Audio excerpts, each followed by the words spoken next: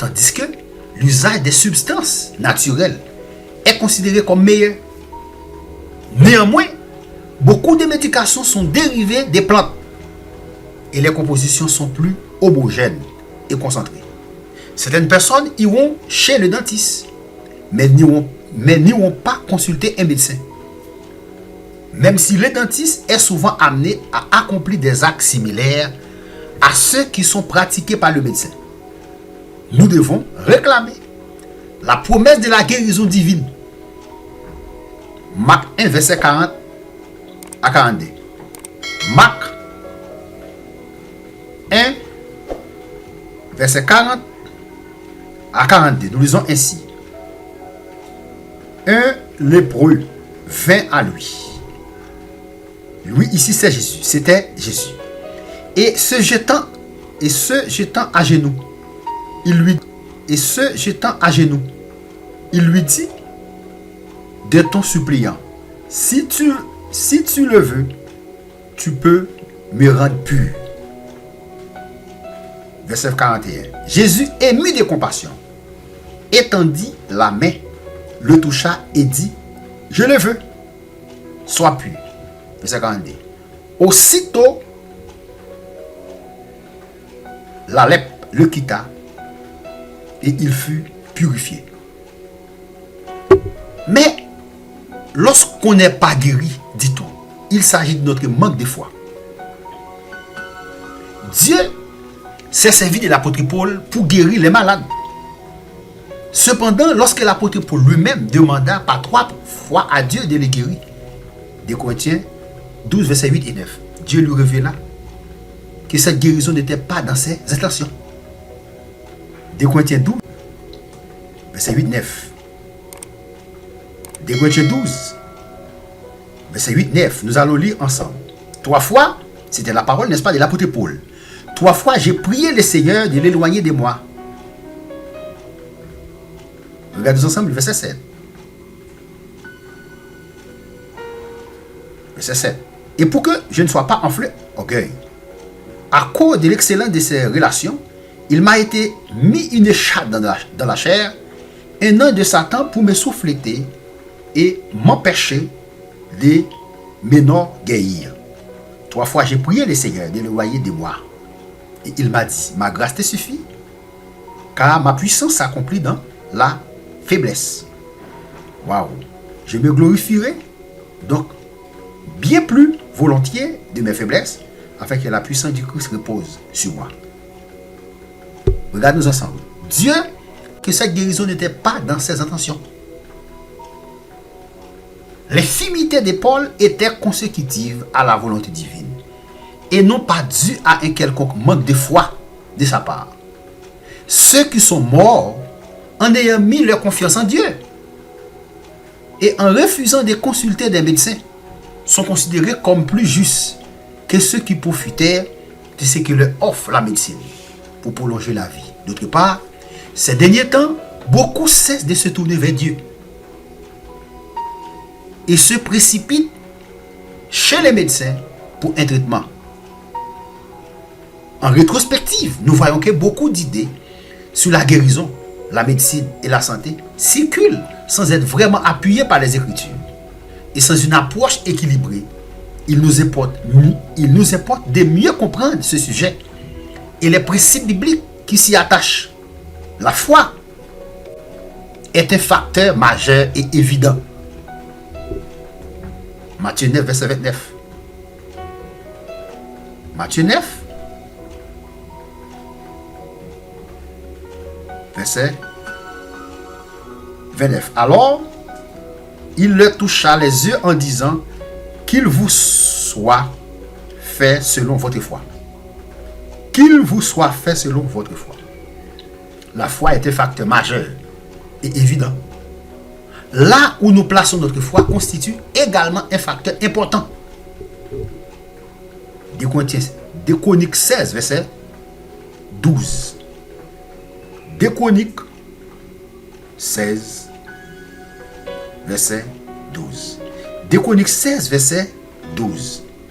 La 39e année de son règne, Asa eut les pieds malades au point d'ébrance. Même pendant sa maladie, il ne chercha pas l'Éternel, mais il consulta les médecins. Est-ce que vous voyez ici? Même pendant sa maladie, il ne chercha pas l'Éternel, mais il consulta les médecins. Des fois, vous êtes malade, n'est-ce pas?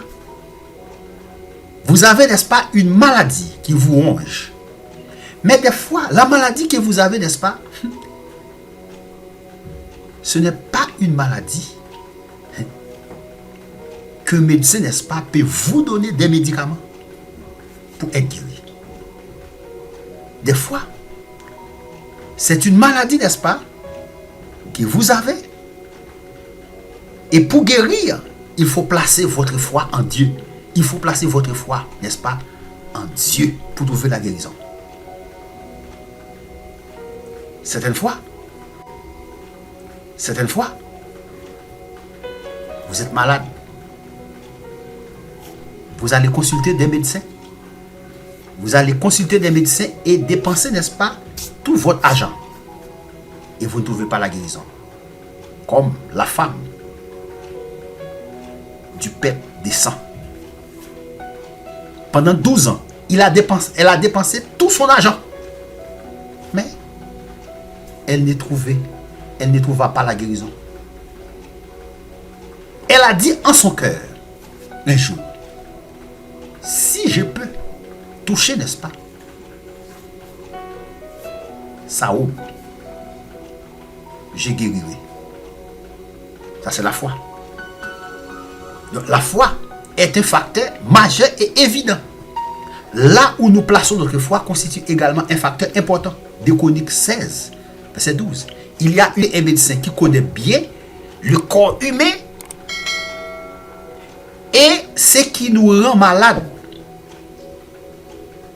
et nous en remettre aveuglement à n'importe quel praticien. La Bible dit que le salut est dans un grand nombre de conseillers. D'après Proverbe 11, verset 14, Proverbe 15, verset 22. La Bible nous offre des éclairages sur la guérison, laquelle est une prérogative divine. La guérison, elle est décrite comme l'un des bienfaits que Dieu met à la disposition des êtres humains. D'après Somme 103, verset 1 à 5. Lisons ensemble Somme 103, verset 1 à 5. Mon âme bénit l'Éternel et n'oublie aucun de ses bienfaits. C'est lui qui pardonne toutes tes iniquités, qui guérit toutes tes maladies. C'est lui qui délivre ta vie et de la force, qui te couronne de bonté et de miséricorde. C'est lui qui rassasie de bien ta vieillesse, qui te fait rajeunir comme l'aigle. Ouais? Waouh! Waouh! Waouh! La Bible nous offre des éclairages sur la guérison, laquelle est une prérogative divine. Elle est décrite comme l'un des bienfaits que Dieu met à la disposition des êtres humains. C'est également un don divin. D'après 1 Corinthiens 12, verset 7 à 11. Disons ensemble. 1 Corinthiens 12, verset 7 à 11. Disons ensemble. Or, à chacun, la manifestation de l'esprit est donnée pour l'utilité commune. En effet, à l'un est donné par l'esprit une parole de sagesse, à un autre une parole de connaissance selon le même esprit, à un autre la foi par le même esprit, à un autre les dons de guérison par le même esprit, à un autre le don d'opérer des miracles, à un autre la prophétie, à un autre le discernement des esprits, à un autre la diversité des langues, à un autre l'interprétation des langues. Un seul et même esprit opère toutes ces choses, les distribuant à chacun en particulier comme il veut. Ouais, ici on dit, verset 9, à un autre la foi par le même esprit. Verset 10, à un autre le don d'opérer des miracles. Béni soit l'Éternel. Verset 9, à un autre la foi par le même esprit, à un autre le don des guérisons. La guérison est le pardon des péchés. D'après Marc 2, verset 1 à 12. Les médicaments et la chirurgie ne guérissent pas. Ils ne traitent que les symptômes béni soit l'Éternel. Les médicaments et la chirurgie ne guérissent pas. Ils ne traitent que les symptômes. Parfois, avec succès, parfois pas. La guérison divine n'agit pas comme agissent les moyens naturels.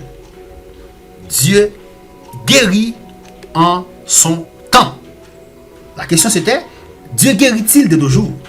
Dieu guérit en son temps, selon son dessein, et non pas nécessairement d'après nos souhaits. La guérison joua un rôle important dans l'Église du 1er siècle pour attirer l'attention des gens sur le message prêché. Cependant, même l'historien Édouard indique que cette manifestation de pouvoir semble avoir décliné à un certain moment. Les Écritures indiquent néanmoins que Dieu va encore répandre sa puissance plus souvent et plus spectaculaire au fur et à mesure que nous nous approchons de la fin de cet âge et que nous serons plus proches de lui. Au-delà d'un aspect qui ne se limite pas à la guérison pure et simple de nos corps physiques, Dieu veut que nous apprenions à vivre selon sa voie. Si nos problèmes physiques étaient résolus chaque fois que nous commettons une erreur, nous ne pourrions pas apprendre comment nous conduire avec sagesse et en harmonie avec les lois physiques. Lorsque nous sommes malades, il ne suffit pas de demander une onction et d'attendre l'intervention divine. Il faut également examiner notre façon de vivre et nos habitudes pour découvrir les erreurs que nous avons commises afin de nous en repentir. D'après Jacques 5, verset 14 à 16. Lisons ensemble. Jacques 5, verset 14 à 16. Verset 14 à 16. Nous lisons ainsi: quelqu'un parmi vous est-il malade? Qu'il appelle les anciens de l'église et que les anciens prient pour lui. Ok? La prière, n'est-ce pas, guérit des malades. Que les anciens prient pour lui en loignant d'huile au nom du Seigneur. Verset 15. La prière de la foi sauvera le malade et le Seigneur lui relèvera. Et s'il a commis des péchés, il lui sera pardonné. Confessez donc vos péchés les uns aux autres et priez les uns pour les autres afin que vous soyez guéris. La prière fervente du juste a une grande efficacité. La prière, n'est-ce pas, peut guérir des malades. La prière, la question c'était: Dieu guérit-il de nos jours? Nous pouvons répondre oui. La prière de la foi sauvera le malade. La prière de la foi sauvera le malade. Donc la guérison n'est pas un simple mécanisme pour nous tirer d'affaire lorsque nous avons commis une erreur. Il nous importe également d'apprendre nos leçons et d'en faire profiter les autres. Il était contestable que la prière joue un rôle essentiel au recouvrement de la santé. Mais la Bible dit également: quoi que ce soit que nous demandions, nous le recevons de lui. Vous êtes malade maintenant? Si vous avez de la foi, vous pouvez trouver la guérison pour votre maladie. Parce que la Bible a dit: quoi que ce soit que nous demandions, nous le recevons de lui. Parce que nous gardons ses commandements et que nous faisons ce qui lui est agréable. D'après 1 Jean 3, verset 22. Je vous dis merci. Si vous avez aimé cette vidéo, cliquez sur j'aime pour soutenir la chaîne. Je vous dis merci encore une fois de plus. À très bientôt pour une prochaine vidéo. Et nous allons voir ensemble notre prochaine vidéo, la guérison et l'évangile. Encore, partagez, faites des commentaires.